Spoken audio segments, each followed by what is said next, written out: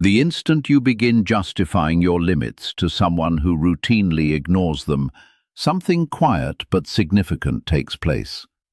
You believe you are being thoughtful, level-headed, composed. What you are actually doing is showing them precisely how much you are prepared to put up with. And the people who do not deserve your patience do not fail to understand your limits. They measure them. They observe how many times you will repeat the same thing. They calculate how little it costs them to step past your line. And when that cost is low enough, they will step past it again without hesitation. Consider how many times you have returned to a conversation in your mind afterward. I should have chosen my words more carefully. I should have made myself clearer. I should have kept a steadier tone. But nothing ever changes, because the problem was never the way you expressed yourself. The problem was what you were hoping for. Stoicism presents an idea that is both unsettling and deeply liberating. Your responsibility is to your own conduct, not to persuading others to acknowledge it. You govern your response, not how much respect they choose to extend. The moment you stop trying to negotiate your own dignity is the moment something in you begins to return to its proper place. If you are here, some part of you has grown weary of performing strength and is ready to actually inhabit it. If you want clarity that carries no cruelty, limits that carry no resentment, and discipline that produces no spectacle, you are exactly where you need to be. Disrespect is rarely accidental. It is a form of measurement. When someone consistently interrupts you, makes quiet jokes at your expense in public, treats your perspective as irrelevant, or nudges at your limits in ways that seem small but feel deliberate, they are not simply thoughtless. They are gathering data. They are running a quiet experiment. The question they are asking, without ever speaking it, is, how much space do I have with this person? And the answer they receive comes entirely from how you respond. Most people operate under the assumption that disrespect is emotional, that it emerges from frustration, misunderstanding, or a bad day. Sometimes that is true, but far more often it is calculated. It is a measured probe designed to test the level of resistance in front of it. When there is no resistance, the probe becomes more aggressive the next time. Think of the last moment someone crossed a genuine line with you. Perhaps they spoke over you without acknowledgement. Perhaps they turned something personal you shared into material for a laugh. Perhaps they made you feel diminished in the presence of other people.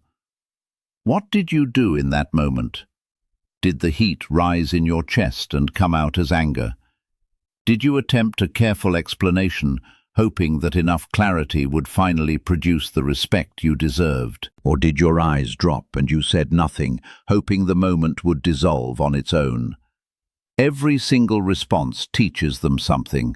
Anger communicates emotional investment, that they can reach you. Silence communicates conflict avoidance, that they can continue without consequence.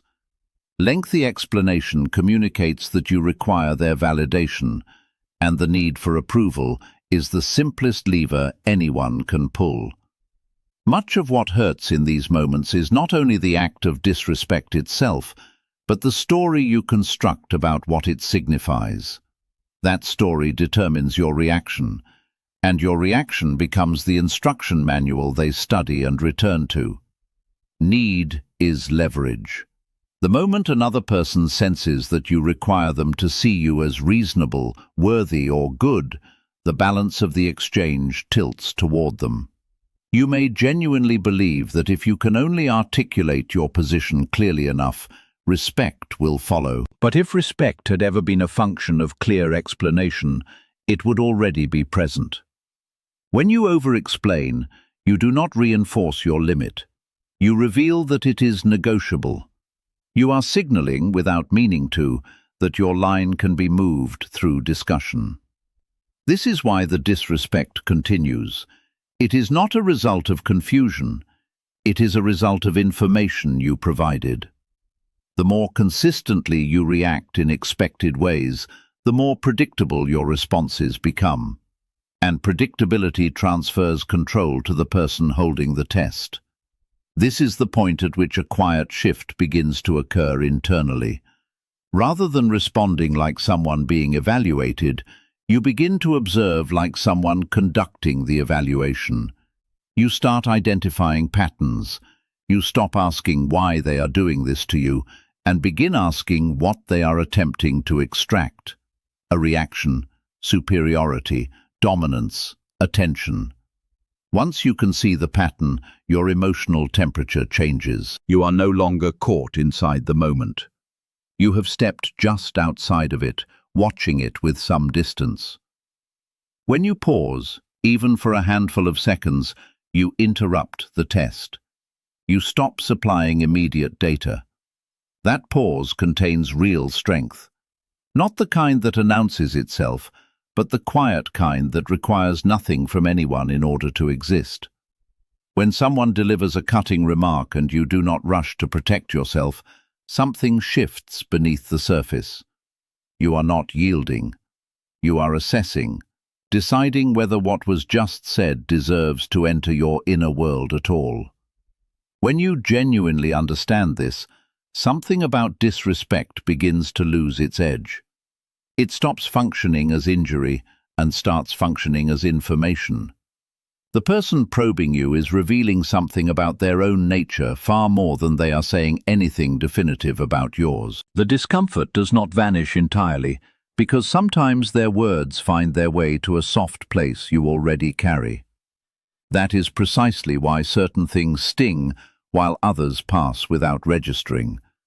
Carl Jung wrote that everything in others that irritates us has the potential to lead us toward a deeper understanding of ourselves. When someone's disrespect lands with unusual force, it frequently touches a wound that has not yet been fully attended to.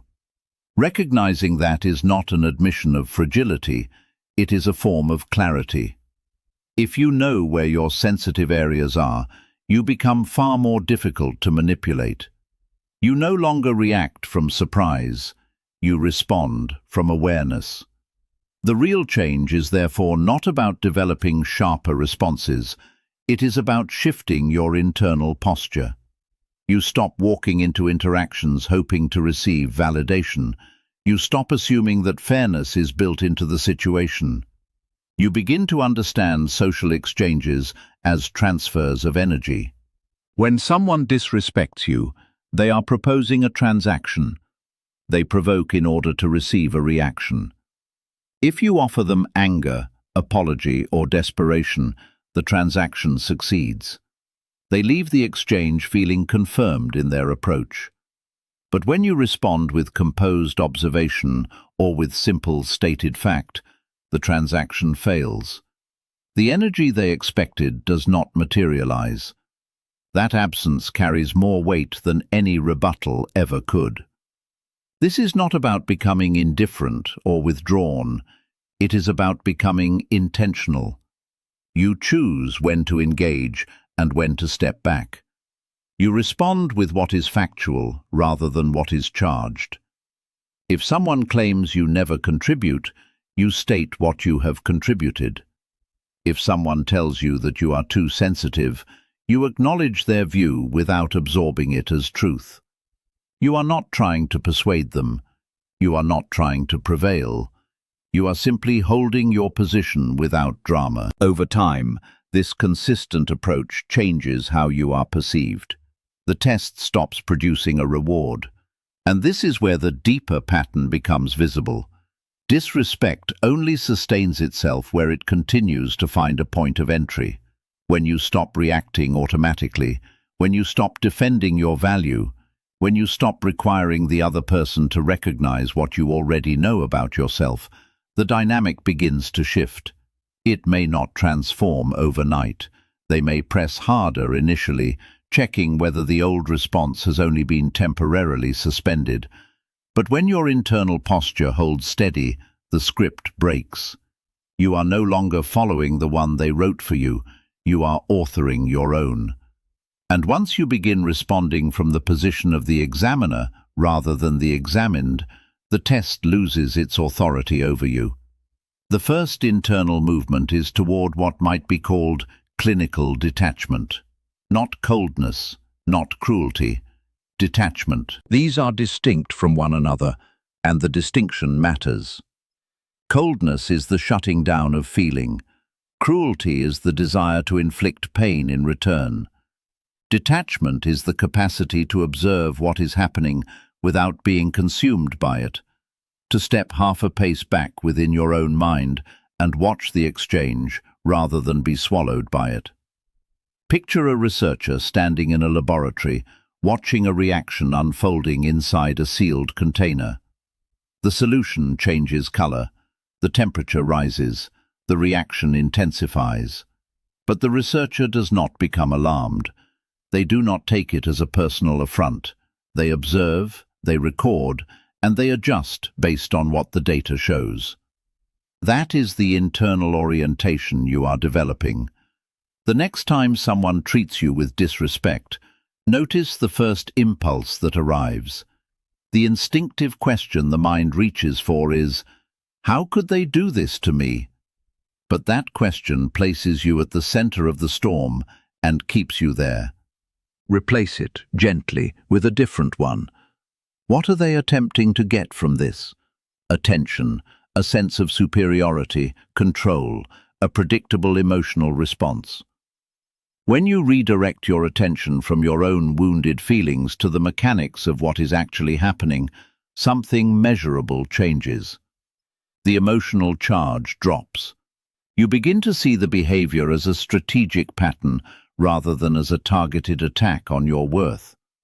And once you can see it as strategy, you can respond to it strategically. This is where steadiness begins, when you stop seeing the other person as an adversary and start seeing them as a pattern. Patterns are predictable. Patterns can be observed. Patterns can be managed. Marcus Aurelius reminded himself that the power he possessed was over his own mind, not over external circumstances, and that recognizing this was where genuine strength was found.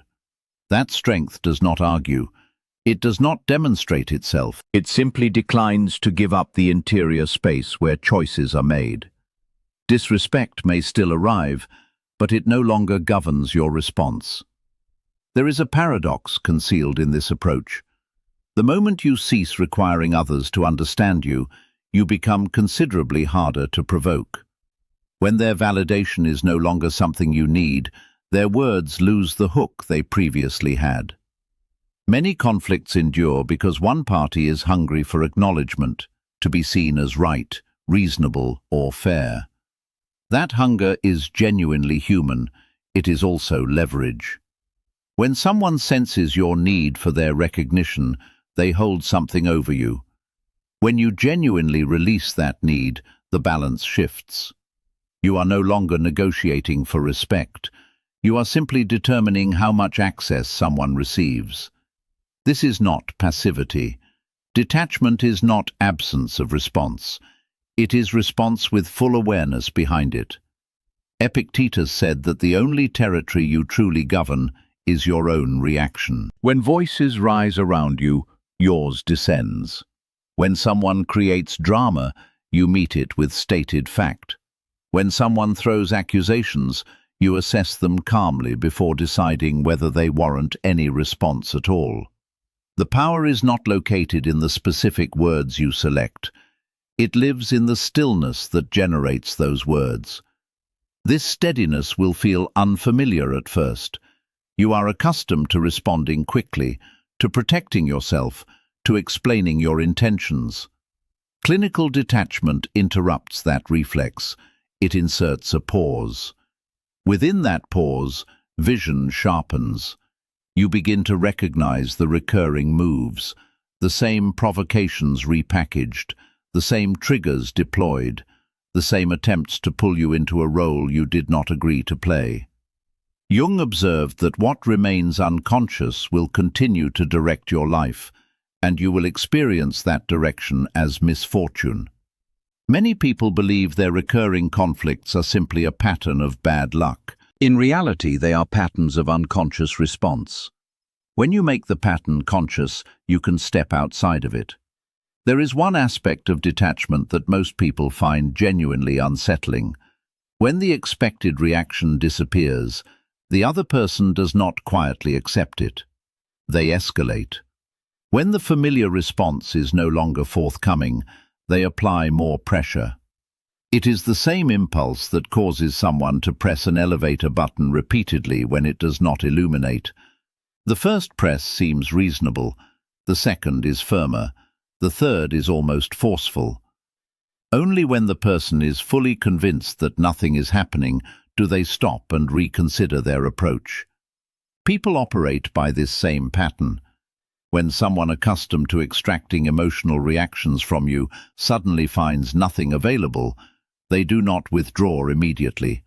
They increase the intensity, louder language, sharper accusations, more heightened behavior. The escalation is not evidence that detachment has failed. It is evidence that the old reward structure is beginning to collapse. The pattern is searching for the payoff it previously received. This phase requires real discipline. If you revert to your old response during the escalation, the test resets completely. The pattern absorbs one lesson. Apply more pressure, and the previous response returns. But if you hold steady, something in the system changes. The person begins to sense, though they may never name it, that the former dynamic is no longer available. The hooks are not catching. The intensity begins losing its momentum. Detachment also protects your interior from a particular kind of damage. When you react impulsively, you tend to revisit the moment afterward, turning over what you should have said, what you wish you had done differently. Detachment reduces that internal noise significantly. You responded from intention. Even if the other person remains unchanged, you retain full possession of your self-respect. Over time, this posture stops requiring effort to maintain. It becomes the natural way you inhabit interactions.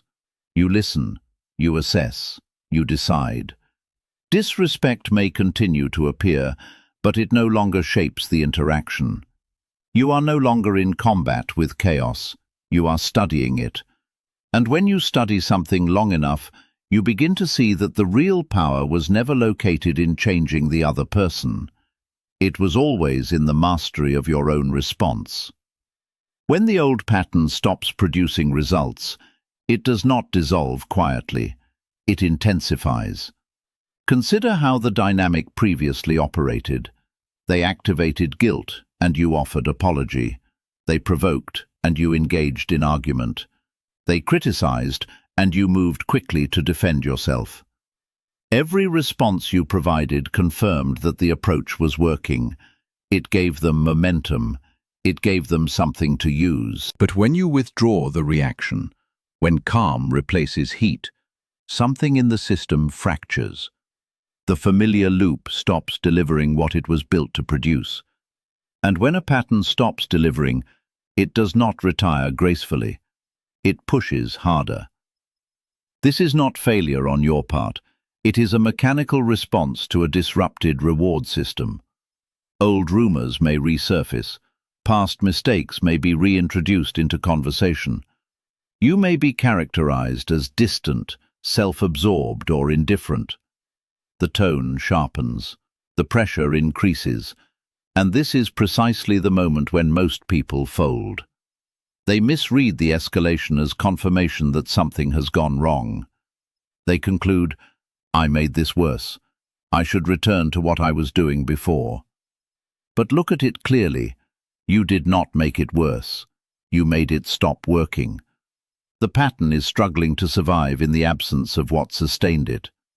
The emotional difficulty of this phase is real. The intensity increases, and the nervous system responds by seeking relief as rapidly as possible.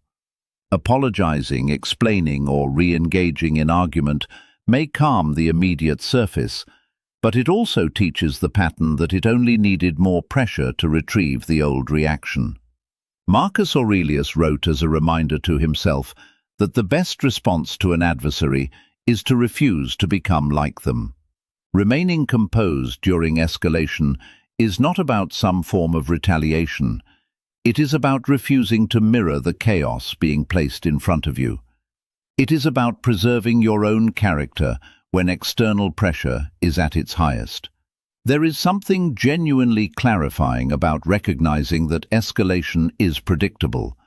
It stops feeling like a personal attack and begins feeling like a mechanical process. Jung observed that what you resist tends to persist. When you meet the behavior with emotional force, you supply it with fuel. When you meet it with restraint and factual response, you starve it. This does not mean remaining in situations that are genuinely harmful or tolerating behavior that crosses into abuse.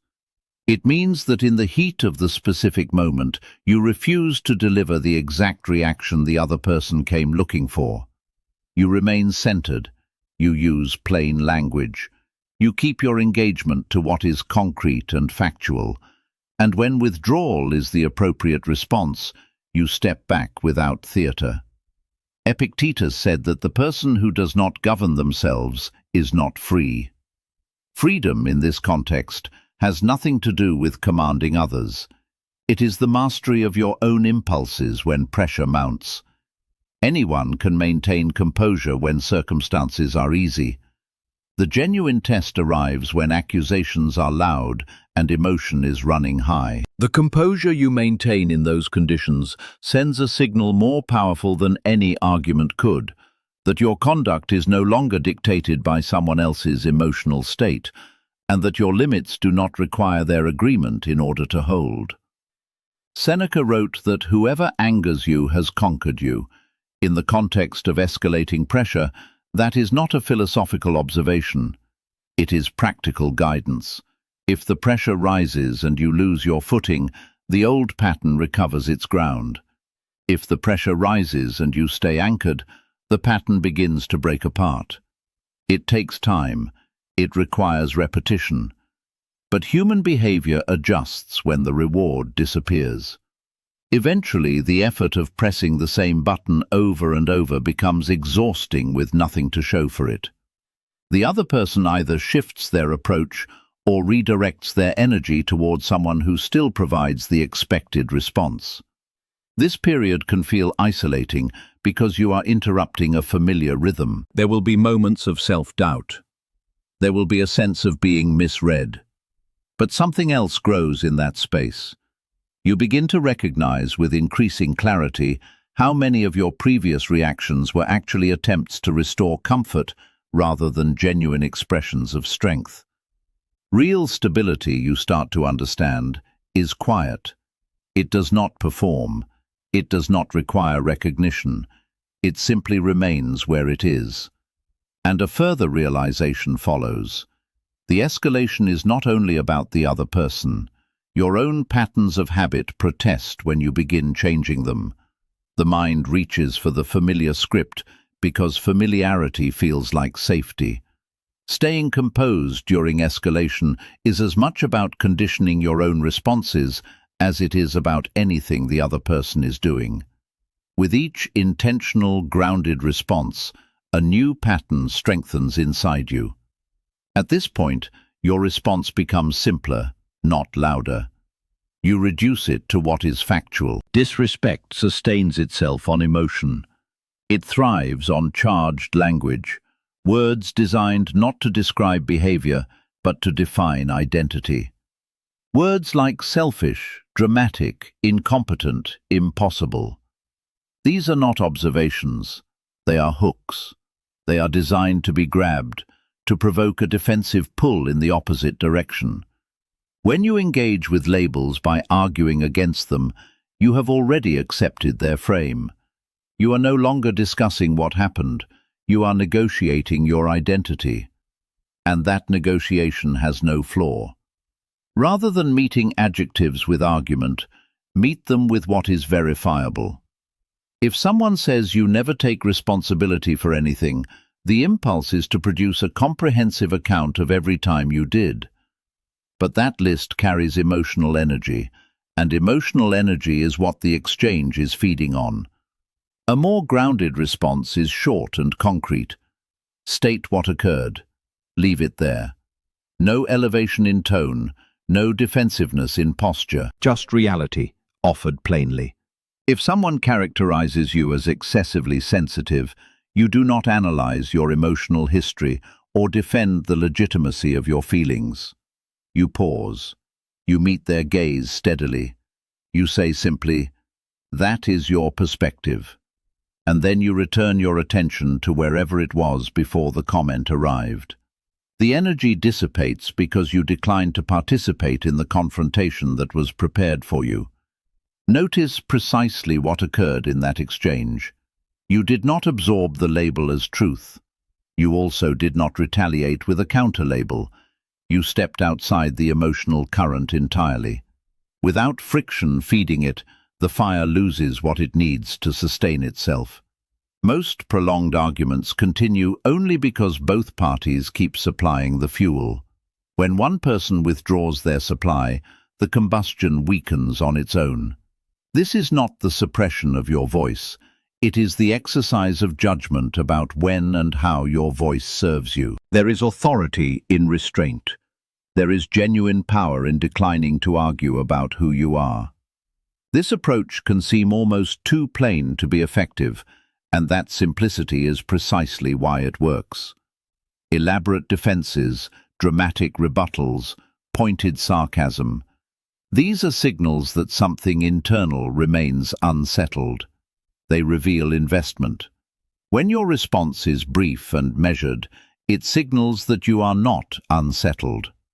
Marcus Aurelius reminded himself that distress arising from anything external does not originate in the thing itself. It originates in the judgment you form about the thing. When someone directs a label at you, the disturbance begins in your interpretation of that label. If you receive it as a verdict, it produces a strong reaction. If you receive it as noise, you remain where you were. Even so, certain words still land with weight.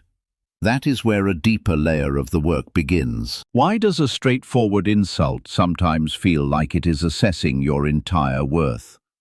Why do particular phrases continue to echo after the conversation has ended? The honest answer is rarely about the present moment in isolation. It is about uncertainty that was already there, quiet fears, unexamined insecurities that predate the person speaking. Recognizing this is not the same as agreeing with what was said. It is becoming aware of your own interior territory. If someone accuses you of being incompetent and the accusation settles in your mind for days, examine which part of you already held that doubt. If someone suggests you are undeserving of connection and it shakes something fundamental in you, notice where that fear was already living before they spoke. The insult is a trigger, not the origin. Once you can see that clearly, the words begin losing their authority. They are no longer defining you. They are pointing at something that was already present and that still needs your attention. Epictetus said that the reaction, including what you choose to believe, is within your governance. When you have genuine clarity about your own strengths and your own areas of growth, you become far less vulnerable to being destabilized by someone else's characterization of you. Where their criticism contains something accurate, you can address it from within, quietly and without drama. Where it contains nothing accurate, you can release it without effort. The determining factor in both cases is your own interior assessment, not the pressure of their delivery. Here is the part that is most difficult to acknowledge. Sometimes the insult lands so hard because some quiet part of you wonders if it might be true. No one particularly enjoys admitting that. If a stranger passing you on the street said something completely absurd about your character, it would register as strange at most. It would not stay with you. But when a particular insult remains in your thoughts long after the conversation has ended, Its persistence has less to do with the force of what was said than with the resonance it found inside you. The sting originates not only in their voice, it finds its echo in your own. Most people define strength as the capacity to produce the ideal response. The cutting remark delivered with precision, the composure that looks effortless, the posture that signals confidence. But the more substantial form of strength is less visible. It is interior clarity. When someone's words cause genuine pain, the question worth sitting with is not how to respond to them, it is what part of you responded so intensely. Was it the fear that you are fundamentally insufficient, the fear of being permanently excluded? The fear that others see a weakness you have been working to conceal? The insult did not place those fears inside you. It found the ones that were already there. And once you see that, the entire situation reorients. You are no longer simply in an exchange with the other person. You are encountering something in yourself that has been waiting for your honest attention. People who consistently rely on disrespect, whether or not they are conscious of doing so, have a particular sensitivity to where insecurity lives in others. They experiment with different approaches, the way someone might knock on a series of walls, listening for the sound that indicates a hollow space. They release words into the air and watch for the response. The flinch tells them they've found something. Defensiveness confirms it. Withdrawal confirms it differently. Over time, they learn which particular phrases reliably produce a reaction, and they return to those phrases. This is not mysterious. It is pattern recognition at the most basic level. They are responding to the signals you have been providing, which means the actual protection you need is not a sharper response or a more compelling argument. It is self-acceptance. When you have genuinely claimed your own imperfections, when you can say to yourself, with steadiness rather than shame, that you are still developing, that you fall short in certain areas, that you are not finished, those imperfections lose their power as instruments. When you have already acknowledged your vulnerabilities in your own private inventory, no one can weaponize them publicly to produce a reaction in you. The insult loses its electrical charge because there is nothing left that needs concealing. This is not a case for complacency or for abandoning growth. Marcus Aurelius wrote that if someone demonstrates a mistake in his thinking or conduct, he welcomes the correction. That is the posture, the willingness to encounter your own limitations without being collapsed by them. Where criticism carries something true, you take it in and address it from within yourself. Where it carries nothing true, you allow it to pass without resistance. In either case, your foundation remains intact. What others say becomes information that you assess, not identity that you absorb. Jung said that the most genuinely difficult act available to a person is complete self-acceptance. That acceptance is not arrogance, it is integration. You are not a collection of only your strengths, you are also your fears, your recurring patterns, your mistakes, the places where you have not yet arrived. When you deny those elements, you make them into vulnerabilities. When you acknowledge them and carry them honestly, you make them into solid ground. The more integrated you become, the less reactive you are to what others say about you. The insult that previously shook your sense of self now registers as something predictable, something that touches the surface without breaking through. Epictetus taught that the freedom which matters begins in the mind, that what is within your power is your own judgment about your own worth. If you allow your value to be determined by the emotional state of whoever is speaking to you, your stability will be perpetually borrowed from external conditions. When you anchor your sense of value in your own conduct, your effort, the principles you actually hold and act from, the opinions of others lose their authority. You stop pursuing their approval as a measure of your standing. You stop organizing your behavior around the fear of their rejection. You begin operating from a self-assessment that does not require outside confirmation to remain in place. Seneca wrote that the person who is angered has been conquered by the one who provoked them. The same logic applies to shame. The person who manages to make you accept shame as deserved has conquered something in you. But when you examine the shame honestly and find it to be empty, when it does not correspond to anything true about who you actually are, the attempt fails. The other person may continue speaking. The emotional damage, however, does not land. You are responding from clarity rather than reacting from a wound, and clarity, when it is genuine, does not need to perform itself. It simply holds its position. There is one internal decision that alters the entire dynamic, and it does not look dramatic from the outside. It does not involve a confrontation or a declared boundary. It takes place quietly within your own thinking. It is the decision to release the expectation that this person will become different from what they have consistently shown themselves to be. This is among the most genuinely difficult things to do, because hope does not feel like a problem. Hope feels like patience. Hope feels like the kind of steadiness that holds space for people, even when they are difficult. But when hope is misplaced, when it is directed towards someone who has given you no evidence that change is coming, it stops functioning as patience and starts functioning as a chain.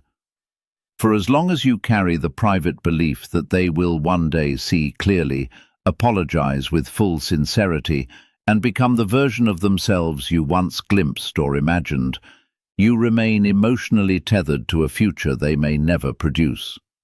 You continue explaining because you believe the next explanation will be the one that reaches them. You continue the argument because you believe this will be the time they acknowledge being wrong.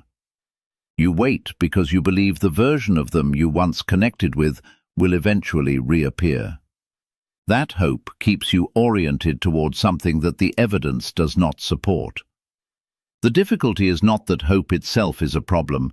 The difficulty is illusion. When you evaluate someone through the lens of who they might become, rather than who they have consistently been, you are working from a distorted picture. You excuse patterns that have already demonstrated themselves clearly. You minimize repeated disrespect because you believe the next interaction will be different. Each time it is not, the disappointment is deeper than the last. Seneca wrote that we suffer far more in imagination than in reality. A significant portion of that suffering comes from the change we continue imagining. The apology we replay in our minds, the shift in approach we picture finally arriving, the moment of genuine recognition we have constructed in such careful detail. Reality holds steady, expectation generates the pain. Releasing this hope is not the same as becoming bitter toward the person or toward people in general. It is the act of seeing with greater accuracy. It is looking at the person in front of you and acknowledging, without anger and without dramatization, that this is who they are right now. You do not attach additional significance to that acknowledgement. You do not construct a narrative of grievance around it.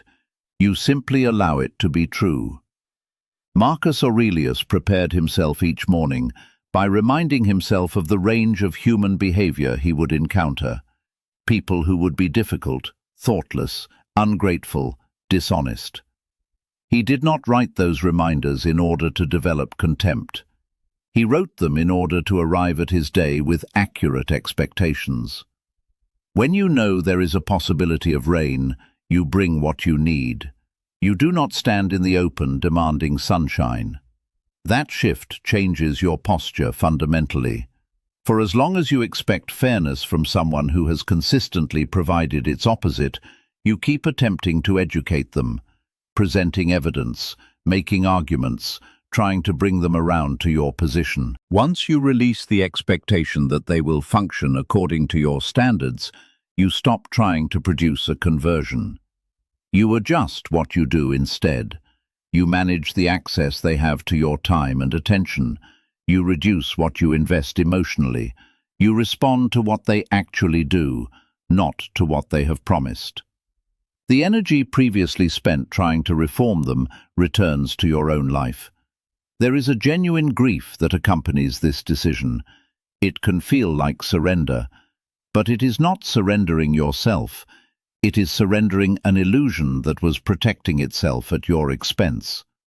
Jung wrote that a person does not arrive at wisdom by imagining only what is bright, but by making what is dark into something conscious. When you see clearly who someone is, including the ways they are limited, you are not passing a verdict against them. You are simply no longer in denial about what the evidence shows. Denial sustains vulnerability. Clarity protects. The moment you accept the pattern as real, you stop being surprised each time it repeats. Epictetus taught that freedom becomes accessible the moment you clearly separate what belongs to your control from what does not. Another person's character is not within your governance. Their capacity for growth, their willingness to take responsibility, the accountability they do or do not demonstrate, none of this belongs to you. What belongs to you is your own response to each situation as it arrives. When you release the expectation that they will change, you free yourself from the cycle that disappointment creates and recreates. You stop measuring your own progress by improvements in their conduct. You measure it by the steadiness of your own. Once this internal decision is genuinely made, something practical begins to follow. You become selective about what you offer, not hostile, not theatrical, simply selective. You begin to recognize that your attention, your time, your genuine warmth, and the parts of yourself that are most vulnerable are not in unlimited supply. They are assets of real value. And assets of real value do not belong in the hands of someone who has demonstrated they will treat them carelessly. For a long time you may have given freely, operating under the belief that sustained generosity would eventually create a foundation of mutual respect. But generosity without reciprocity eventually becomes depletion. So you adjust. The adjustment does not announce itself. When someone has treated you with disrespect, what they can access changes. Conversations become shorter. Engagement becomes transactional rather than personal. You address what requires addressing and nothing more. You remain civil, but you are no longer emotionally present in the way you once were. Calm, but no longer open. You similarly stop offering the stories, thoughts, and details about your inner life that can be distorted or minimized. This is not withdrawal out of coldness. It is adjustment based on what the situation has actually shown you. Connection that deserves depth requires mutual regard. When that regard is absent, the depth adjusts accordingly. This will feel uncomfortable at first. You may worry that you are being somehow unkind or unnecessarily distant. But there is a meaningful distinction between generosity and overexposure. When you know your own limits clearly, you protect them. You stop extending the most vulnerable parts of yourself to people who have shown they treat such offerings carelessly. This is responsibility, not retaliation. You are accountable for the standards you uphold and for where you direct your energy. The difference between protection and punishment is interior, but it is real. Punishment looks for the other person to suffer. Protection looks to preserve yourself. From the outside, both can look similar. Access decreases in either case. But the intent shapes everything, including how you carry it. When the motivation is protection rather than punishment, your manner stays steady. No bitterness enters the tone. No explanation is required. You simply align your behavior with what the situation actually calls for. You engage at whatever depth feels genuine and respectful, and no deeper.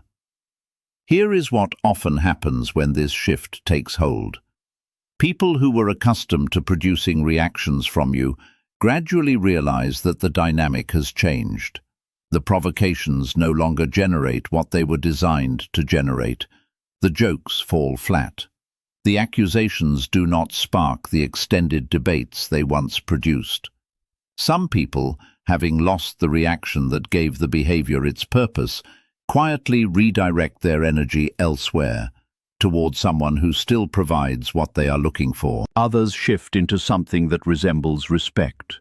Not necessarily warmth, not admiration, but a recognition that your limits are no longer a performance. They are simply where you stand. Marcus Aurelius wrote that the most meaningful response to difficult people is not to mirror them. You do not require force or volume or the threat of consequence. You simply decline to reflect the behavior placed in front of you. When someone senses that their approach no longer generates the expected emotional result, the dynamic registers as genuinely changed, even if no confrontation occurred and no declaration was made.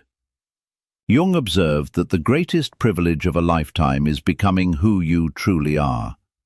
When you stop negotiating your own dignity, you move measurably closer to that person. You stop contracting yourself to preserve someone else's comfort.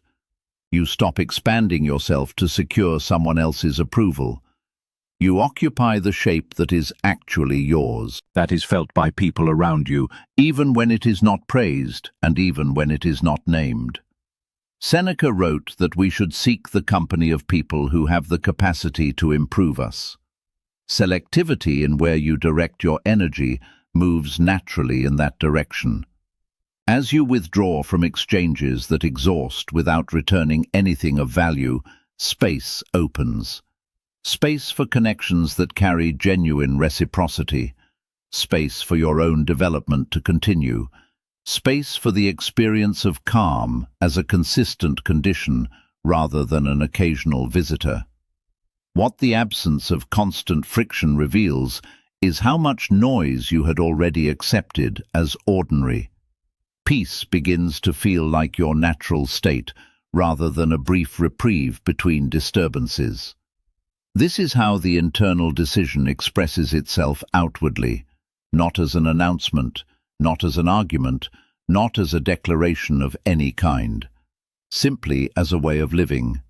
Interactions shift. What you offer shifts. What you expect shifts. And over time, the entire pattern around you reshapes itself according to the steadiness you have built inside.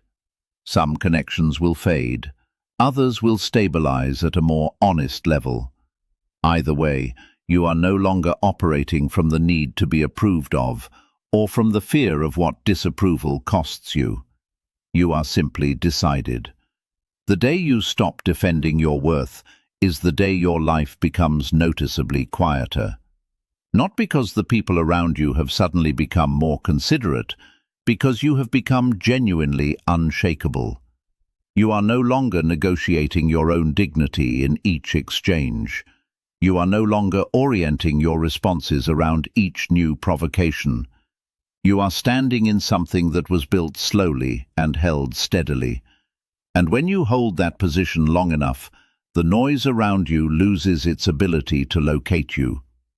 If this reached something real in you, there is another video on your screen that goes deeper into building exactly this kind of interior strength. Watch that next. Keep working on your mind. Keep building your character.